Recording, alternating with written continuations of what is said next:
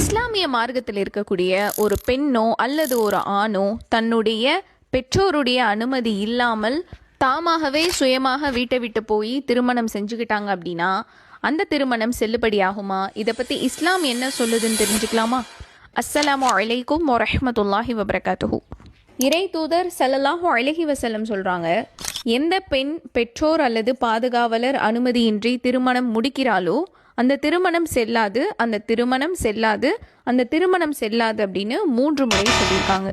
மேலும் மற்றொரு ஹதீஸில் நபி ஸல்லல்லாஹு அலைஹி வஸல்லம் சொல்கிறாங்க, யார் சுயமாக சாட்சி இன்றி, அதாவது வலி இன்றி திருமணம் செய்து கொள்கின்றாரோ அதுவும் ஒரு வகையான விபச்சாரமாகும் அப்படின்னு சொல்கிறாங்க. அல்லாஹ் பாதுகாக்கணும். ஹதீஸ் இடம்பெறும் நூல் திர்மிதி மற்றும் அபுதாவுத். இந்த ஹதீஸ்லேருந்து நம்ம தெரிஞ்சுக்க வேண்டிய விஷயம் என்ன அப்படின்னா, இஸ்லாமிய மார்க்கத்தை சேர்ந்த ஆணோ பெண்ணோ அவங்களுக்கு தகுந்த சாட்சி அப்படின்னு 2 பக்கமும் இருந்தாங்க அப்படின்னா மட்டும்தான் அந்த திருமணம் செல்லுபடியாகும். அவங்களாக செய்து கொள்ளக்கூடிய திருமணம் செல்லுபடியாகாது அப்படின்றது தான் மார்க்கம் சொல்லக்கூடியது.